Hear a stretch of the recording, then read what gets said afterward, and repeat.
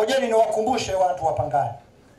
Mwaka 1910 Mjerumani alijenga boma Pangani.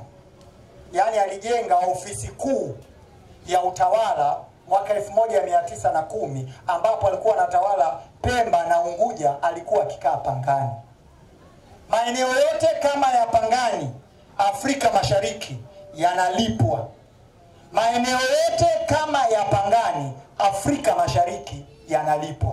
Serikali ya Ujerumani inalipa, sultani wa Omani analipa. Hizi si hela za CCM, wala si hela za kata wala tarafa.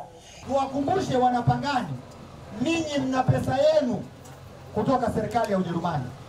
Mna pesa yenu kutoka kwa sultani wa Omani ambazo hazihusu serikali ya Chama cha Mapinduzi, wala hazihusu serikali ya TANU, wala hazihusu taa. Zinahusu maslahi yenu, kwa sababu Ujerumani aliona fukwe hizi ni muhimu kwa maslahi yake. Alikamata rasilimali za Pangani, alipeleka Ujerumani. Kwa hiyo Wajerumani walilipa Pangani na walikuwa wakilipa mafao kila baada ya miezi mitatu. Ukisoma unaona kwamba tangu walipoanza kuwa wanalipa dola 70,000 ni miaka 44 walishapandisha. Sasa wangekuwa wanalipa kila baada ya miezi mitatu dola 1,200,000. Maana yake nini ndugu zangu? Haya mambo ya kukosa choo, ya kukosa stendi, ya kukosa biashara ndogo ndogo yalikuwa yanamalizwa na rasilimali ambayo Tanzania haihusu. Pesa ambayo haihusu serikali ya Tanzania. Pesa ambayo kwa Wajerumani kukaa Pangani, kwa Waarabu kukaa Pangani wanalipa. Sasa serikali ya Chama cha Mapinduzi badala ya kuwekeza fuko za Pangani au kuwapa wanapangani haki yao ambayo Mungu aliwapa kwa kuleta ukoloni hapa, kwa kumleta Mwarabu hapa aliyejenga, serikali bado inachukua hizo fedha na inapeleka. Ndugu zangu wanapangani, rasilimali ya ardhi ni mali kubwa sana duniani. Mikataba ya kimataifa inaitambua Pangani kwamba mpaka sasa ni mji ambao wanaita sister cities wa mji wa Windhoek ulioko Namibia. Namibia wanalipwa na Pangani wanastahili kulipwa. Ndipo ukienda bungeni waombe hela yako. Maana yake ni kwamba tangu mwaka 1941 hadi leo wewe unadai hela yenu. Hela hiyo inatosha kubadilisha mji wa Pangani bila kupata pesa yoyote kutoka serikalini. Na watu wamelipwa, na kama wamelipwa warudishe fedha waliolipwa kwa ajili ya mji wa Pangani. Tumesema hapa kwa sababu hapa ndiyo sehemu ambayo tulistahili kusema. Hapa ndipo penye kivuko cha mto wa Pangani. Maana yake haya tunayoyasema watu wa usalama waandike, haya tunayosema wanapangani wajue kwamba wana pesa yao tangu mwaka 1945 haijalipwa Pangani, na kama imeletwa basi wachache walioichukua wairudishe. Chama cha wananchi kafu huwa tunakwenda kwa research. Chama cha wananchi kafu ndugu zangu hatukurupuki. Ninyi mlioko hapa mnatutosha. Tunawaeleza mtupe kura, mpeni kura. Ndugu yangu Diblo, mpeni kura yule bwana ambaye alijiombea kura kwa utezi. Sijui yuko wapi yule diwani wangu. Sogea. Na nahisi huku kuna madiwani wa karibu yako.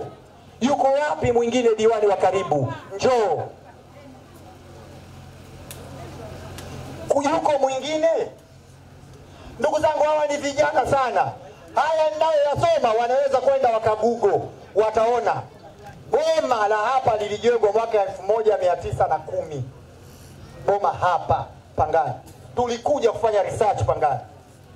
Kwa hiyo Pangani sio masikini.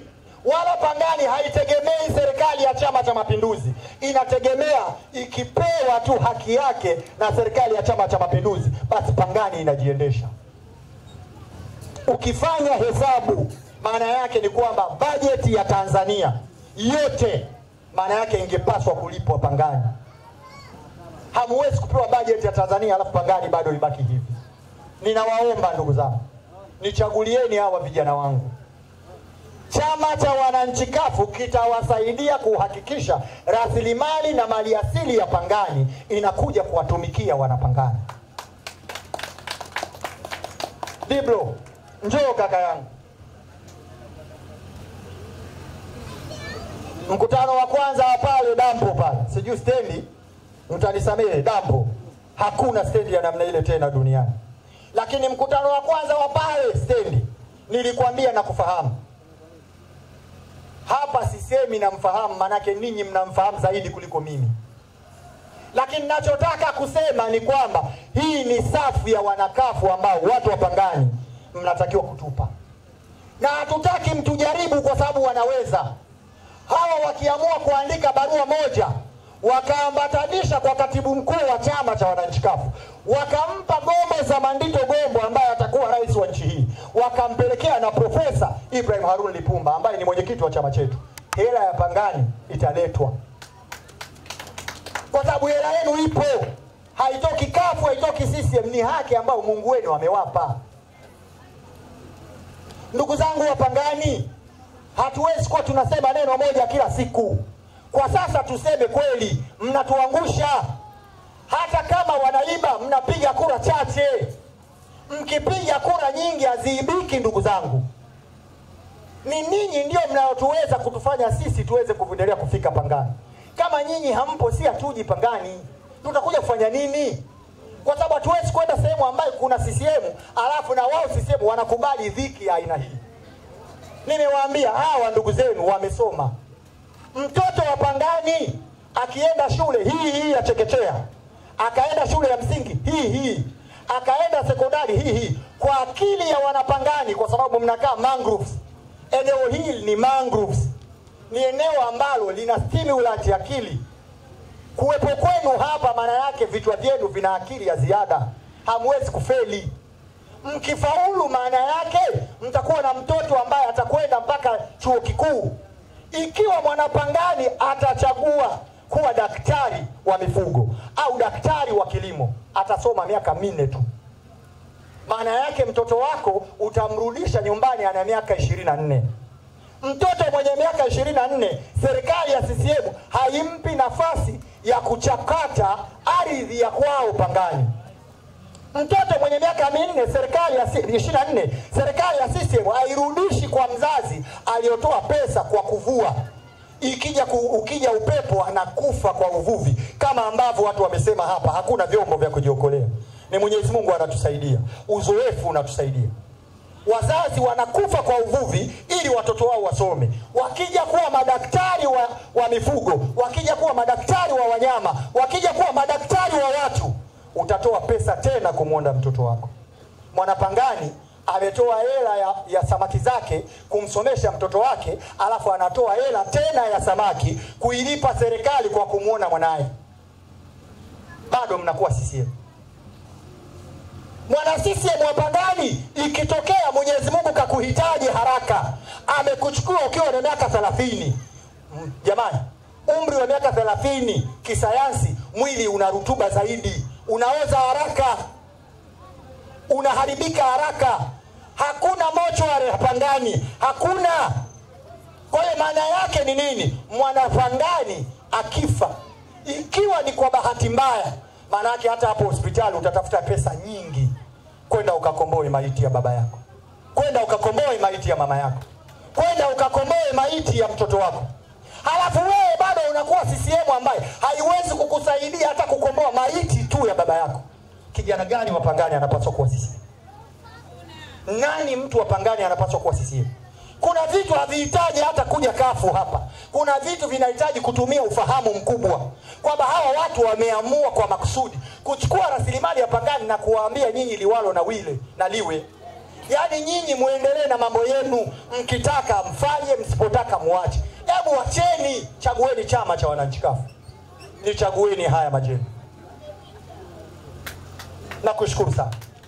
Lakini chama chetu kilisema kipato cha msingi ni haki ya kila Mtanzania.